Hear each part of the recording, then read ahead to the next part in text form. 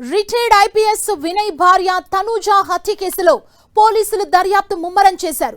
నిందితుల route map ని సేకరించిన పోలీసులు వాళ్ళను పట్టుకునేందుకు సీసీ ఫుటేజ్ ని పరిశీలిస్తున్నారు. హత్య చేసిన తర్వాత పార్కు నుంచి రోడ్డుపైకొచ్చి ఆటోలో సికింద్రాబాద్ రైల్వే స్టేషన్ కి చేరుకున్నట్లు పోలీసులు గుర్తించారు. కల్పన ఆచూకీ తెలుసుకునేందుకు గతంలో అదే ఇంట్లో పనిచేసిన పని మనిషి భర్తను పోలీసులు అదుపులోకి తీసుకున్నారు. మరోవైపు నేపాల్ సరిహద్దుల్లో కల్పన గ్యాంగ్ కోసం పోలీసులు గాలిస్తున్నారు.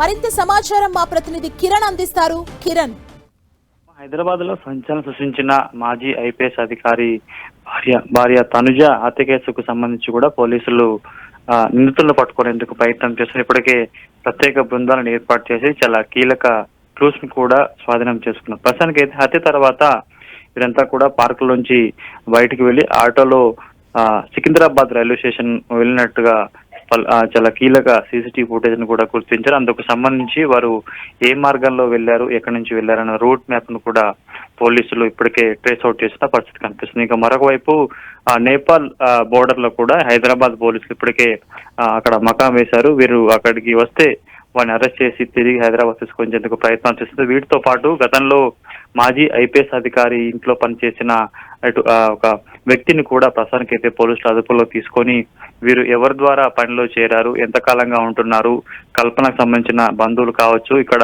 ఎవరెవరు ఉన్నారు ఏంటన్న సమాచారాన్ని కూడా సేకరించే ప్రయత్నం చేశారు. ప్రస్తుతానికి అయితే చాలా కీలక క్లూస్ ను సేకరించారు. సంచలనం సృష్టించిన కేసుకు సంబంధించి కూడా హైదరాబాద్ పోలీసులు చాలా ఛాలెంజింగ్ గా తీసుకున్నట్టుగా చెప్పుకోవాలి.